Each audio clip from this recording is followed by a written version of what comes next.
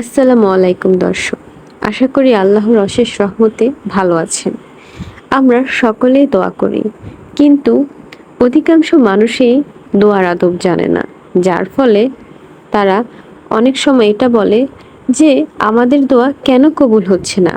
তাহলে বন্ধুরা, চলুন আজ আমরা জেনে নেই দোয়া ও মুনাজাতের আদব। আপনি দেখবেন কোনো মানুষ যখন কারো কাছে কিছু চায়, তখন আদব কায়দা বা শিষ্টাচারের সঙ্গেই তা চায়। সে নিজের কথা সুন্দর করে উপস্থাপনা ও পদ্ধতি আকর্ষণীয় করার চেষ্টা করে। এমনিভাবে দরখাস্ত যত গুরুত্বপূর্ণ হবে, তার আদব ও উপস্থাপনা ততই সুন্দর ও মার্জিত হবে। প্রিয় বন্ধুরা, বিষয়টি আরও সহজ করে যদি বলি, আপনার যদি কারো কাছে কোনো কিছুর প্রয়োজন হয়, তখন আপনি তার কাছে খুব তাড়াহুড়ো করবেন না। আপনি তো তার কাছে সুন্দর, সাবলীল এবং বিনয়ের সাথে চাইবেন। এর কারণ হলো আপনার সেই জিনিসটির প্রয়োজন।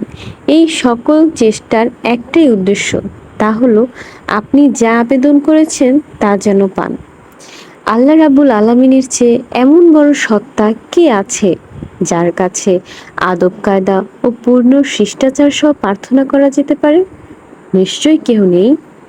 অপরদিকে দোয়া মোনাজাত যখন সর্বশ্রেষ্ঠ ইবাদত, তখন অবশ্যই এটা আদায় করতে তার যত বিধিবিধান, শর্তাবলী, নিয়মকানুন, শিষ্টাচার আছে, তার সবই পালন করতে হবে।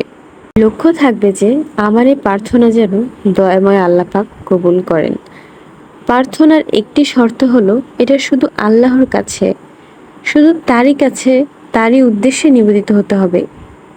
আল্লাহর সঙ্গে দোয়ার সময় অন্য কোনো কিছুকে অংশীদার করা যাবে না, যেমন করে থাকে খ্রিস্টান ও মুশরিকরা। তারা আল্লাহর কাছে প্রার্থনা করতে গিয়ে যিশু অন্যান্য দেবদেবীকে আহ্বান করে। আল্লাহ রাব্বুল আলামিন কোরআনে বলেন, মসজিদ সমূহ আল্লাহর জন্য, সুতরাং আল্লাহর সঙ্গে তোমরা অন্য কাউকে ডাকবে না। সূরা আল জিন আয়াত 18।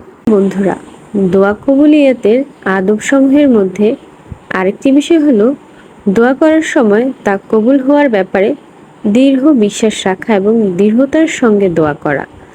যদি আল্লাহ সম্পর্কে যথার্থ জ্ঞান থাকে, তার কুদরত, মহত্ব, ওয়াদা পালনের প্রতি ঈমান থাকে, তাহলে এই বিষয়টা আয়ত্ত করা সহজ হবে। নবী করিম সাল্লাল্লাহু আলাইহি সাল্লাম বলেন, তোমাদের কেউ এরকম বলবে না, হে আল্লাহ, আপনি যদি চান তাহলে আমাকে ক্ষমা করে দিন। যদি আপনি চান তাহলে আমাকে অনুগ্রহ করুন। যদি আপনি চান তাহলে আমাকে জীবিকা দান করুন। বরং দৃঢ়তার সঙ্গে প্রার্থনা করবে এবং মনে রাখবে, তিনি যা চান তাই করেন, তাকে কেউ বাধ্য করতে পারে না। এর পাশাপাশি দোয়া কবুলিয়তের আরেকটি বিষয় হচ্ছে বিনয় ও একাগ্রতার সঙ্গে দোয়া করা এবং আল্লাহর অনুগ্রহ লাভ ও তার শাস্তি থেকে বাঁচার প্রবল আগ্রহ নিয়ে দোয়া করা। আল্লাহ রাব্বুল আলামিন বলেন, তোমরা বিনীতভাবে ও গোপনে তোমাদের রবের কাছে দোয়া করবে, তিনি সীমা লঙ্ঘনকারীদের পছন্দ করেন না। সূরা আল আরাফ আয়াত 55। প্রিয় বন্ধুরা, আল্লাহর কাছে অত্যন্ত বিনীতভাবে ধর্ণা দেবেন এবং নিজের সকল দুর্বলতা ও অসহায়ত্ব, বিপদের কথা আল্লাহর কাছে প্রকাশ করবেন।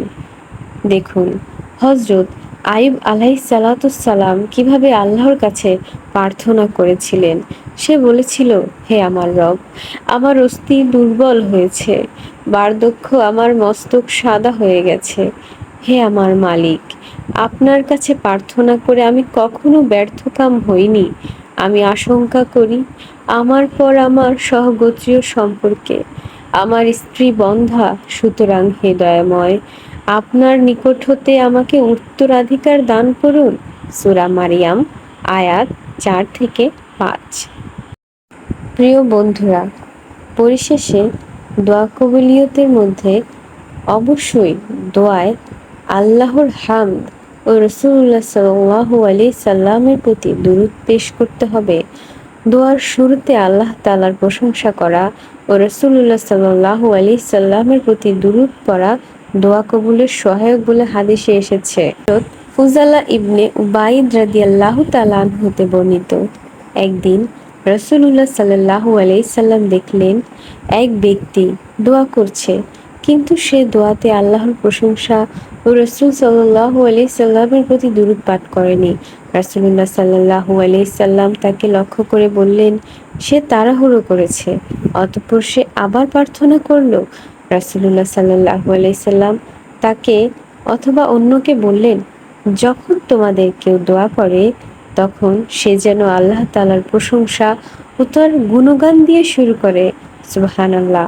অতঃপর রাসূল সাল্লাল্লাহু আলাইহি সাল্লামের প্রতি দুরূদ পাঠ করে, এরপর যা ইচ্ছা আল্লাহর কাছে প্রার্থনা করে, সুবহানাল্লাহ।